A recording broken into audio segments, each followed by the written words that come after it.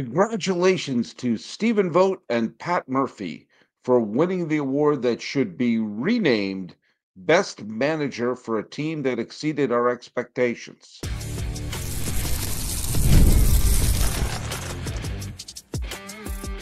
You are Locked On MLB, your daily MLB podcast, part of the Locked On Podcast Network, your team every day. Hello, baseball fans. Welcome to Locked On MLB, part of the Locked On Podcast Network, where it's your team every day. This is the daily podcast. We talk about all of Major League Baseball. I am your host, Paul Francis Sullivan. Please call me Sully. Follow us on Twitter or whatever it's called now at Locked On MLB Pod. Same handle for Instagram.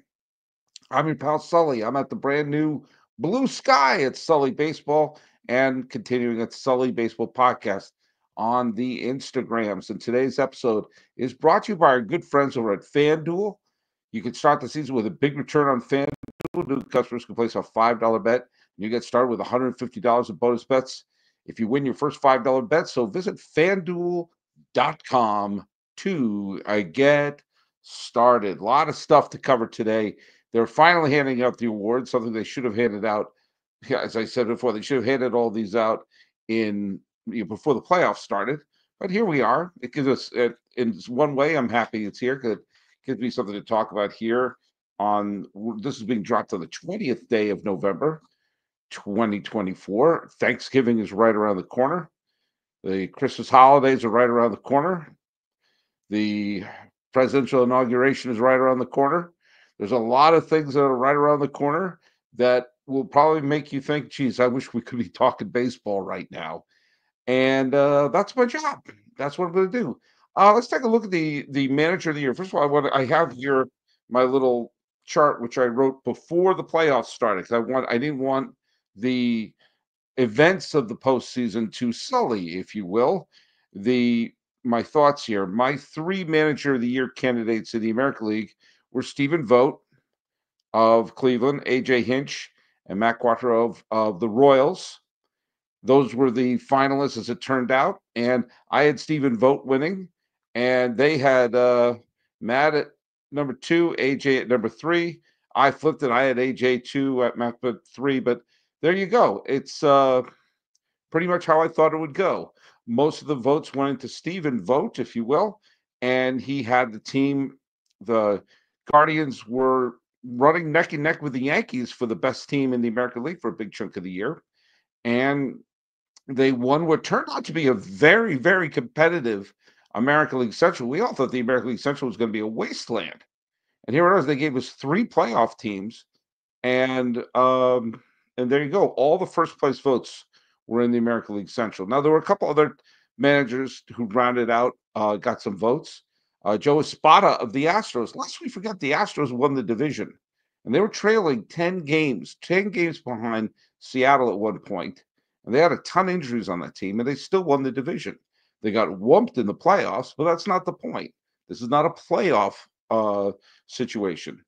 Aaron Boone got 1 second-place vote, which earned him 3 points altogether. And I find that interesting because you could make the point that they got off to a great start. They had a terrible middle of the season, and then they finished strong. They adjusted. They finished despite a lot of injuries to that team, and despite a pitching staff that was held together by wire. Aaron Boone got the team with the best record in the American League. I'm going to get back to that whole concept of why it's interesting if he got 1 second-place vote there. I like the fact that Mark Kotsay got a second-place vote as well, as the A's just had every disadvantage to them left and right, and they had several months where they had winning records. Rocco Baldelli got a 3rd-place vote for the Twins. I found that interesting that the Twins had a major league faceplant, but Rocco still got 1 vote for his troubles. I want to know what the person who gave a 3rd-place vote to Alex Cora was thinking. Look, I like Alex Cora. I think he's a great manager, but really? That person thought Alex Cora was better than Matt Quattro, AJ Hinch, and Stephen Vogt. By the way, if I'm mispronouncing the Royals manager, it's because I don't know, maybe I'm dumb. I so seldom say his name out loud, and I'm sure there are a lot of Kansas City Royal fans who say, see, Sully's biased. No, I'm not. I just don't say his name out loud very, very often. But I will go to baseballreference.com, the single greatest website in the history of planet Earth, and it's pronounced Quatraro. I was putting the emphasis on the wrong syllable. And for that, I apologize. But there you go. I mean, I don't have any problem with that. I don't understand why someone voted for Alex Cora over either Stephen Vogt, AJ Hint, or Matt Quatraro. The National League I found very interesting as well. My three finalists were Pat Murphy, Mike Schilt, and Rob Thompson. The 1, 2, 3 that in the vote here were Murphy and Schilt, and they have Carlos Mendoza. Thompson only got one vote in the entire ballot. Someone put him in first place. One person said he should win Manager of the Year, mainly because the Phillies had the best record in the National League East and one of the best records in baseball. Pat Murphy won. I think that's a no-brainer. When you take a look at the fact that the Brewers are won the division and without much of a fight, they finished 10 games ahead of the Chicago Cubs. This was after they traded away their ace and lost their manager, and they ran away with the division. They won 93 games. They were only 2 games back of Philadelphia.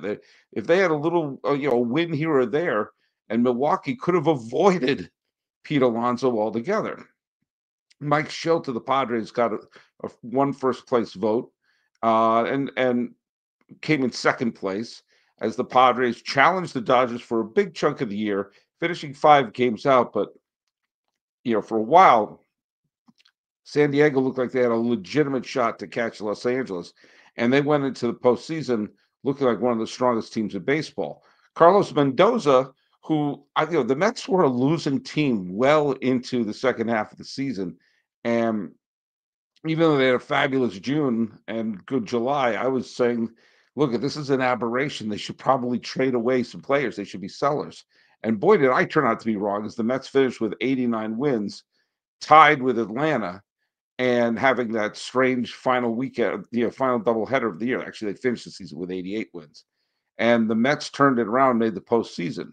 Torey Lovullo got a couple of votes as the manager of the Diamondbacks. As I mentioned, Rob Thompson got one first place vote.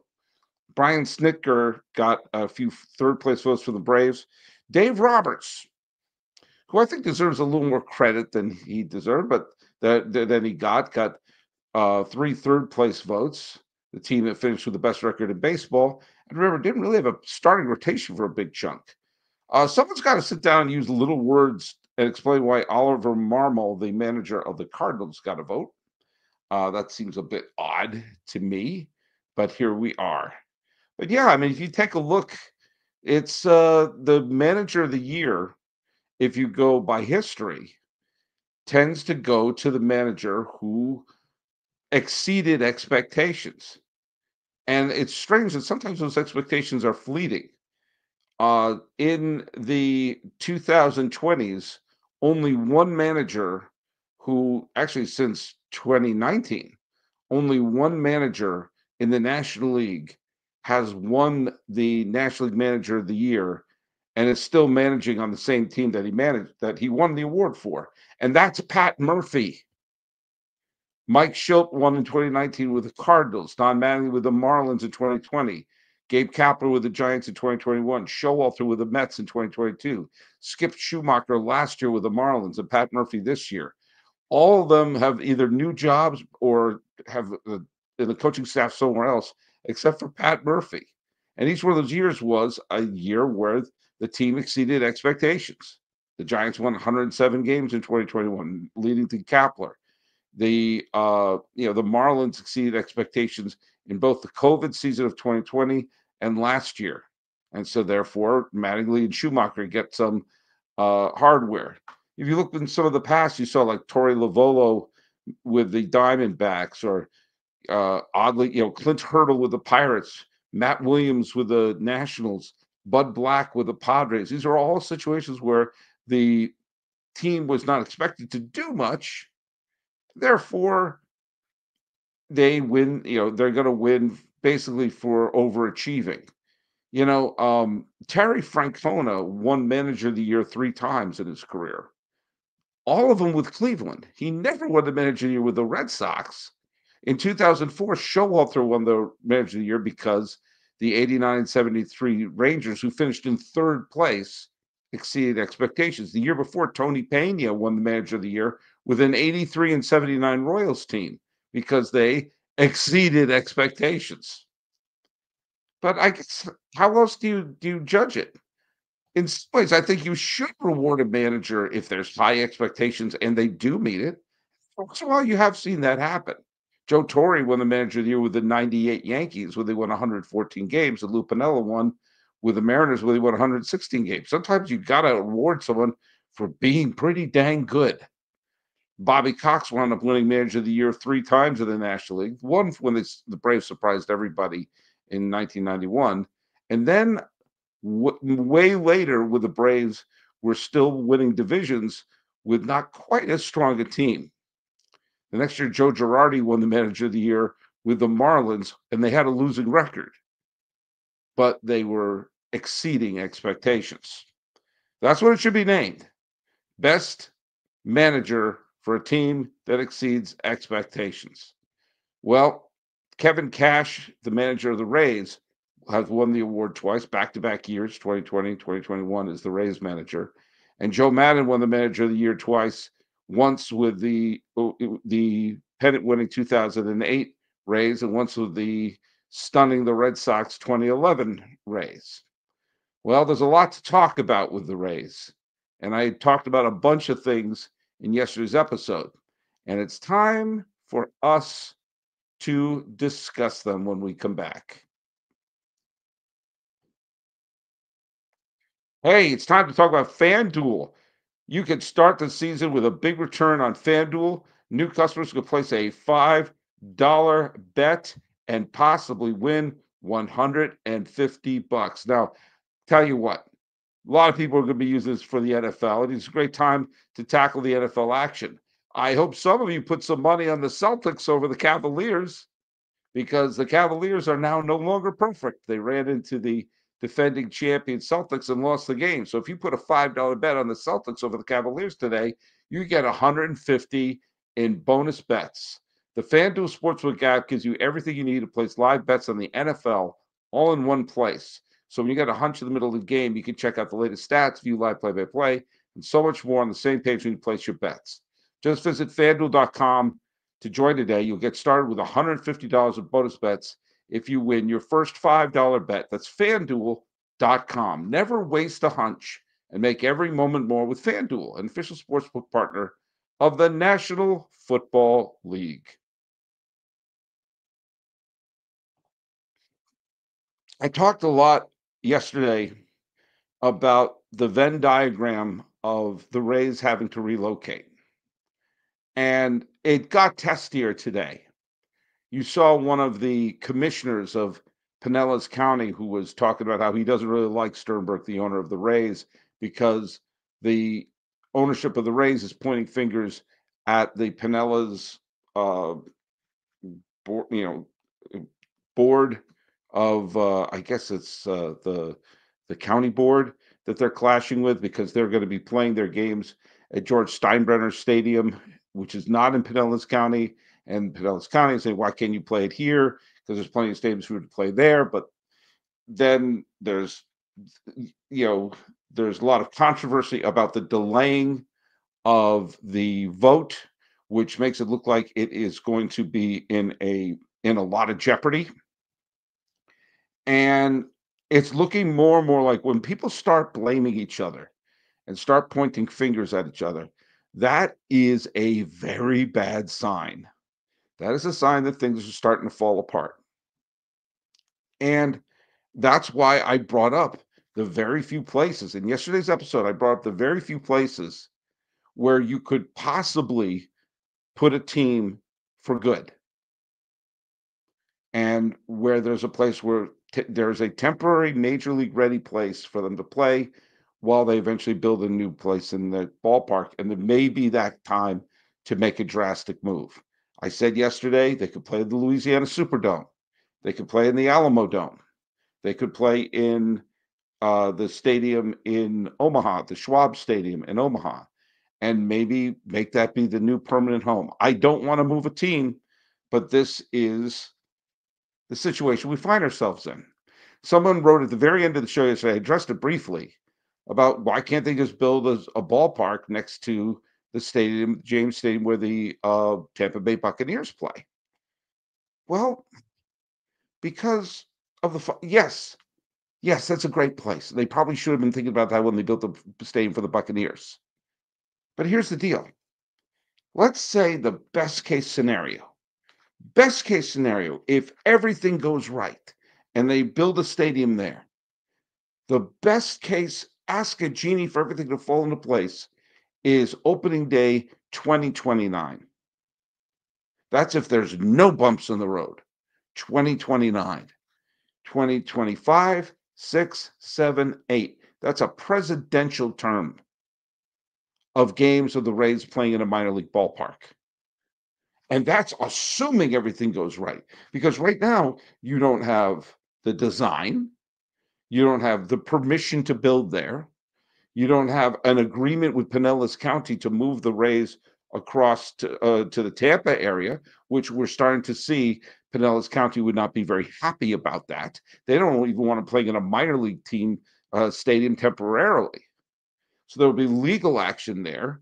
There would be referendums to build a stadium there. Even if you had Jeff Bezos or Elon Musk being a billionaire Johnny Appleseed putting stadiums everywhere, they would still have to do environmental studies. They still have to do surveying the land to see whether it can support two stadiums in the same place. You have to see how it affects businesses around there. You got to get approvals if you're going to use public money. And even if you don't use public money, you still have to get approvals to build there. We can't make adjustments to our porch without getting our town approving it. How do you think they're going to about just dump a baseball stadium on there? And by the way, is there a design for the stadium? No. And how is it going to be paid for? And is Pinellas County going to sue them? All of these things can happen. And if they sail through that with no choppy waters, that's still best case scenario 4 years before that stadium can open. Can you have a baseball? And they're not going to repair the Trop. It's going to cost way more than $65 million. And why would you repair the thing that you're trying to move away from? This is not, as I said before, this is not the self-inflicted wound that happened in Oakland. They still have a stadium. As bad as it is, that's still a ballpark. I want to read some of the other things that people had said. Anthony Huffles, 2324. If I said that wrong, I apologize. I live in San Antonio. Would like to see an MLB team here, but the Alamo Dome is not a good option for baseball games. And he wrote more about some of the dimensions and some of the how short it is. At one point, it's not perfectly designed for baseball. Sure, I grant you that. Is it a better situation than having a Major League Baseball team play in a minor league ballpark outdoors in Florida? The whole best case scenario thing flew off with the roof at Tropicana Field. A kind of weird stadium that you play in for a few years is better than playing in spring training facilities. Scott Horstmeyer, who's an everyday Sully listener, said, could the Rays play in the Marlins or Braves stadium when those teams are not home? Good luck getting an agreement for that. They would have to pay through the nose to rent there. And you thought the attendance was bad at the Trop. You're walking around in Atlanta and said, you want to go to the ballpark? Who's playing? The Rays. It's not our team. I mean, why would the Marlins do that? I mean, the rent they would have is incredible that they would have to pay for that, and there would be nobody there. I mean, it's a nice thought in theory, but I remember when there was issues going on with Candlestick Park, and there was some talk of, well, could the Giants play in the Oakland Coliseum? And the answer was like, no, no. And I'm sure the grounds crew was like, no. It's a nice thought, but I don't see it happening. Um, Am I way outside the box? Why not move the Rays to Puerto Rico? The Aaron Bithro Stadium is ready and nearly 19,000 seats in capacity. I've heard of worse ideas. I've heard of worse. I don't know what the travel situation going back and forth between the mainland of America and Puerto Rico would be. It'd be the first time you had a major league stadium, a major league team playing full time off the North American continent. I also don't know what kind of revenue you're going to pull in Puerto Rico. I don't know what kind of, uh, I don't know what the situation is in terms of TV revenue and attendance revenue. And I also don't know about the weather situation. I mean, they had to put a roof on the stadium in Miami. I would imagine Puerto Rico has some of the weather issues that Miami does. It's a horrible idea. I don't see it happening. Um, Matthew Robbins says New Orleans would be awesome. Yeah, I think so. I think New Orleans with the Superdome is, I think, the best option right now. It'd be a great baseball market. People want to have it be a baseball market for a while. They could play in the Superdome until they build a new ballpark. I'm not trying to trash Rays fans. I've been very supportive of Rays fans, but I mean, right now, best case scenario was what? If the stadium deal falls apart in Pinellas County, if the new Tropicana Field falls apart, they have to go. They have to go to a place where we can play it in at least a pseudo major league park. CBB Knox likes my Omaha idea, and I do too. Omaha, I would love to see. You have the stadium. You could just a little adjustment here and there, and Schwab Stadium could be a major league ballpark, and you'd be able to have a market to yourself. As I said briefly, the Kansas City Kings split their schedule with Omaha many decades ago. But that was a point when the NBA was at a really, really rough stage. In this day and age, introducing Omaha to Major League Baseball, I mean, it's not a bad, I think it could work. My top choice of those bunch would be New Orleans. You have the dome, you have a fan base, you have some interest, and you give it a shot. I mean, my real first choice would be Nashville, but there's no stadium in Nashville. They don't have a major league ballpark. Now, I'm going to have to look more into the stadium in down the Providence Park in downtown Portland. I think I got the name of that right. It's where the Timbers play. It's where the Portland Mavericks used to play baseball. I got to do a little more research on that. But, this is going to be a really rough situation.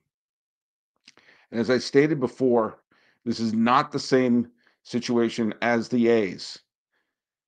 I hate using the term act of God, but that's what this is. It's an act of nature, probably a better way of putting it. And it's probably going to cost the Rays and the city of Tampa and the community of Tampa Bay their ball club. It's not fair. It really isn't. But you can't have a team wandering around Florida if there's no stadium for them to play in. Having them play in a minor league ballpark doesn't solve anything. It's a great wisdom my dad taught me many years ago. You don't solve a problem by making a problem.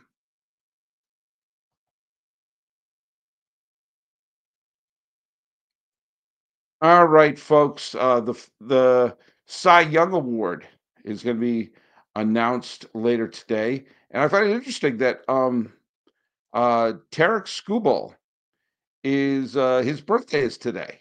What a birthday present that would be for Terrence Skubal to wind up becoming the Triple Crown winner uh, in the pitching categories of of the American League was Terrence Skubal. Sorry, it took me a lot longer to get that sentence out than I wanted it to. And it's his birthday, and he's probably going to win the Cy Young Award. Emmanuel Clase and Seth Lugo are also up for it, but this is Skubal's to win. Chris Sale and Zach Wheeler I mean, it's going to be back and forth between them. I think it's going to go to Chris Sale, who, you know what? As a lifelong Red Sox fan, I didn't hate the trade when it happened because I thought Chris Sale was done. I thought if they could get a potential second baseman of the future, then there you go. It didn't work out so far. Now, Vaughn Grisham could be their second baseman of the future moving forward, and there you go. But I didn't see Chris Sale having another Cy Young Award year in him, but he very well may have. This is different than now. This is going to turn out to be a bad trade, especially if Sale wins the Cy Young Award, and especially if he helps the Braves win a title. I'm not going to put this in the egregious column like Mookie Betts, who was a MVP in his prime, and they moved them because they were stupidly trying to save $9.43. Those are the Red Sox saying, hey, Sale's been hurt all over the place. If we can get a healthy young player for him, let's pull the trigger. I'm not saying it worked. I'm saying that I understand why they did it. And I can't be hypocritical and trash it because when they pull off the trade, they're like, well, look at they got a second baseman for the future out of it. Good luck to him. I didn't think Chris Sale would do it. I'm a big Chris Sale fan. And if he wins it, good for him. It's making his Hall of Fame candidacy a little more interesting. And by the way, we're going to talk about that a little bit later. I'll probably not get to it this week, but talk about the new Hall of Fame ballot. Some of you know I'm a big Hall guy. And if I had my way, this upcoming Hall of Fame ceremony would have 7 or 8 new entries.